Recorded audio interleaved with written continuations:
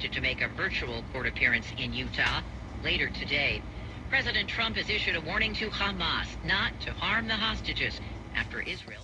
Hey guys, the Tech Prepper. Hope you're all doing well. So I never thought I'd buy a boat anchor, but there's good reason for it. In fact, the way that came about was I was doing a consult for someone who wanted some help getting into HF radio, high frequency radio, and he wanted some help in understanding the basics of digital mode communication, which I do a lot of.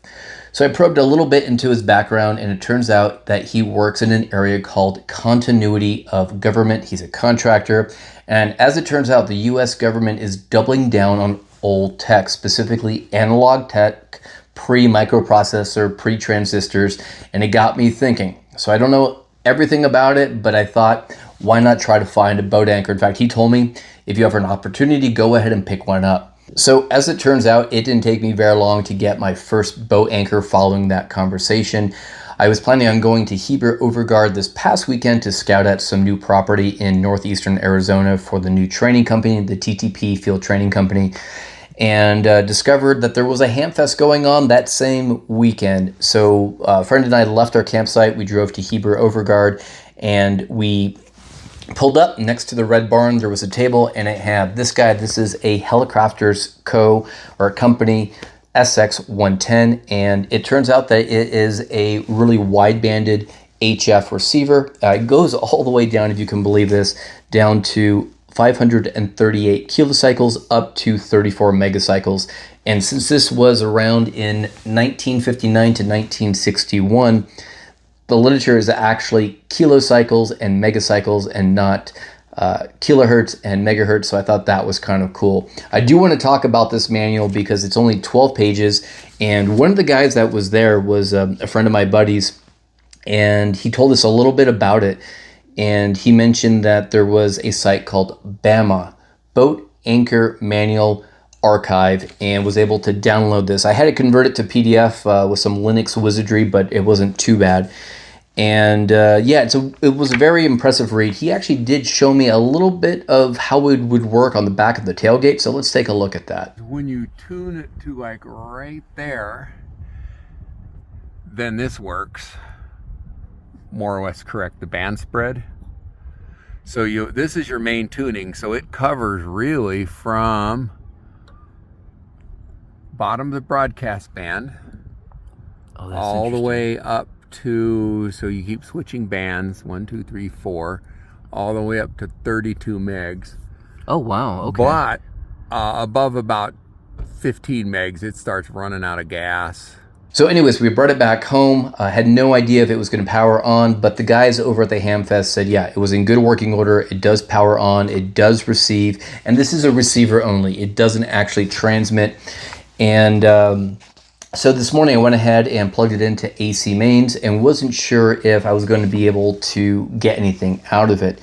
It does have a speaker on the back, or at least a output for speaker out, but it also has support for headphones, and I went ahead and just took out the adapter from my IC7200, plugged this bad boy in, and it turns out that the heel headset actually just worked out the gate. And I gotta tell you guys, this might be just nostalgia. I don't know how practical this is gonna be for my preps, but there's something like, it was almost like a wash of nostalgia in the whole setup of the experience of setting it up and getting it on the air. And actually, the way that I got it on the air to begin with was in the manual, they have a really nice section here on antennas. And I was so impressed by this 12-page manual that the compendiums and the documentation I'm going to write, I'm going to strive for this format and this type of language and simplicity. So on the antennas, it describes a single wire antenna install and also a half-wave doublet. So I took some silicone stranded wire, 20 gauge that I have for my dipoles, and quite literally removed a little bit of installation, looped it over, removed the A1 terminal screw, plugged it in. It was only 15 feet long a wire, and I was getting broadcast AM listening. I think the one that you guys heard was from AM 1100, and just worked great. It also describes a couple of other ways to feed this, and there are two. One was with twin line, and the other was with unbalanced coax.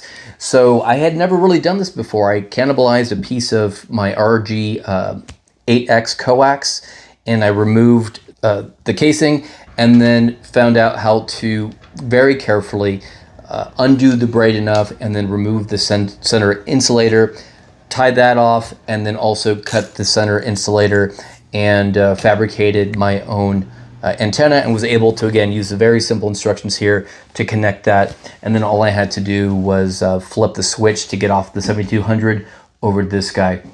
So really quite straightforward. Again, it might just be nostalgia, but one thing I did discover was that it's a very pleasant experience that you have to go through all of this. It was very satisfying this morning after reading just the short manual here. All I had to do was flip on the power.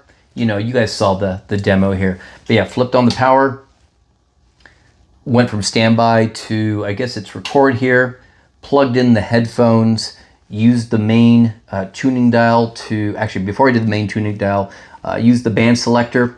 These map to 1, 2, 3, and 4 here on the main dial. So you can, for very quick tuning, you use the main dial, and then you cut over to this tuning option here to dial it in. In fact, just for the heck of it, I went to, I can't remember if it was 14 megahertz or 7 megahertz, but I actually was able to get JSA call.